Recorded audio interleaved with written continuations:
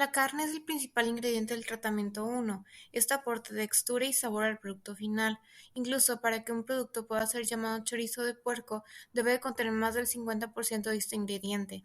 La calidad del corte que se emplea afecta al producto final, ya que la cantidad de grasa y músculo determinan en gran medida cómo se va a comportar el chorizo una vez que se cocina. La grasa es un componente vital para el chorizo, ya que aporta jugosidad, humedad y blandura. Sin embargo, se pueden tener problemas con este elemento como una mala homogeneización y esto puede generar productos no tan atractivos. Además, la grasa de cerdo se compone principalmente de ácidos grasos monoinsaturados, seguido de ácidos grasos saturados, que estos últimos son los que se deben de controlar un poco más en la dieta. El vinagre sirve para acidificar el producto y por lo tanto protegerlo, entonces se emplea como conservador. Además, se ha visto que este, en conjunto con la sal, han ayudado a disminuir la cantidad de bacterias iniciales que se encontraban en la carne de cerdo. La oleorresina de paprika se emplea como colorante natural porque tiene carótenos o pigmentos disueltos en triglicéridos que permiten otorgar colores a diversos productos como los chorizos y poder difundir mejor el color, incluso en las partes grasas. La funcionalidad del condimento dentro de la formulación consiste en aportar sabores que se esperan de un chorizo a través del uso de especies. Finalmente, el nitrito de sodio se emplea como conservador para evitar que ocurra una oxidación lipídica, así como prevenir el crecimiento de ciertas bacterias. Por otra parte, también es importante para elementos sensoriales como el color y la textura por su interacción con otros ingredientes como la carne. El tratamiento 2 consiste en los mismos ingredientes que el anterior, pero en este caso se sustituye parcialmente la carne con soya texturizada, que fue previamente hidratada en 2 veces su peso en agua. Esta se emplea como sustituto de la carne porque al humedecer adquiere y aporta una textura elástica similar a dicho producto. Esto es porque la soya es una legumbre con alta cantidad de proteína y fibra. La fibra ayuda con la retención de agua, entonces cuando el producto se somete a calentamiento se espera que pierda menos líquido y que el rendimiento sea mayor. Finalmente se tiene un tratamiento vegetariano. Este no contiene ni la grasa de cerdo ni la carne de cerdo. En su lugar, se reemplaza completamente la carne por soya, representando un 70% de la formulación. La parte grasa se divide en dos, un 20% manteca vegetal y un 10% de aceite vegetal. La manteca vegetal se asocia con productos cárnicos con colores menos intensos y menos elásticos.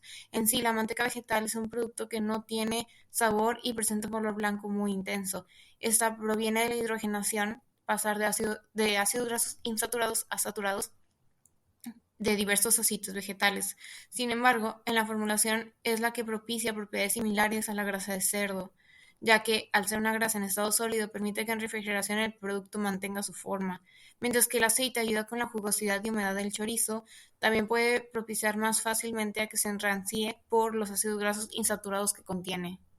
Para la elaboración de los 3 tratamientos de chorizo, lo primero que se consideró fue el iniciar primero con el producto vegetal, con el de completamente soya, para evitar que una contaminación cruzada sucediera con los componentes cárnicos.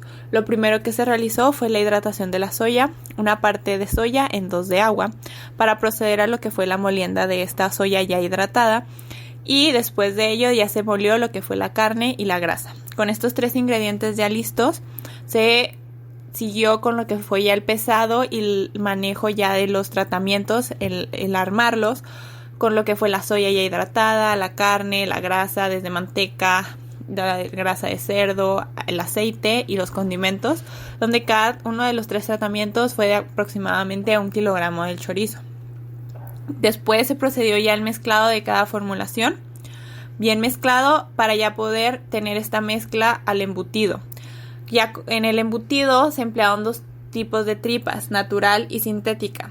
La tripa natural se empleó solo con el tratamiento que es de pura carne y la grasa del cerdo, y las sintéticas se utilizaron ya para lo que fue el chorizo vegetariano y para el que era una parte de soya con carne.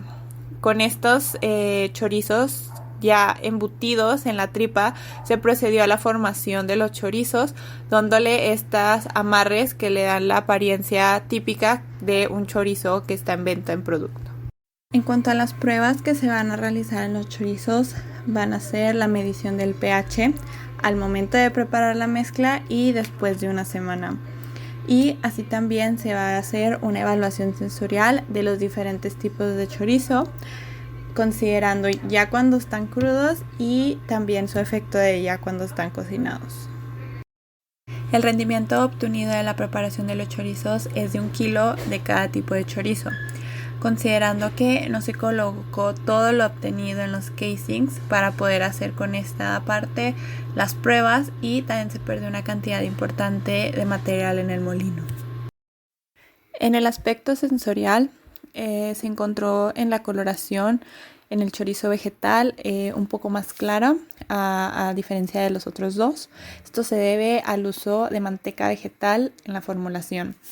Así también, en cuanto al aroma, todos los 3 chorizos presentaron un olor similar.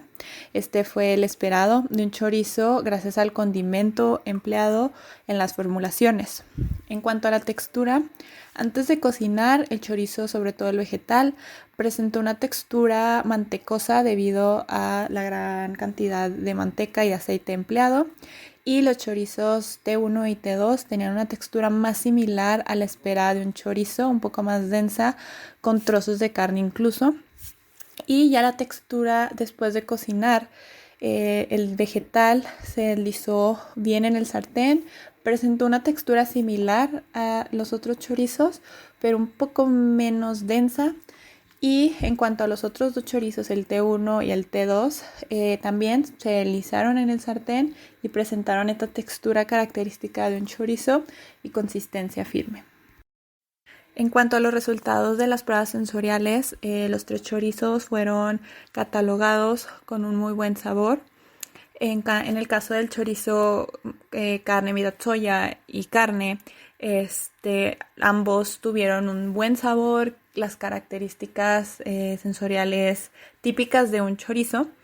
Y en el caso del chorizo que fue vegetal, fue de un gran impacto, ya que presentó un sabor y un aroma muy similar al de un chorizo, desde su condimentación, su sabor.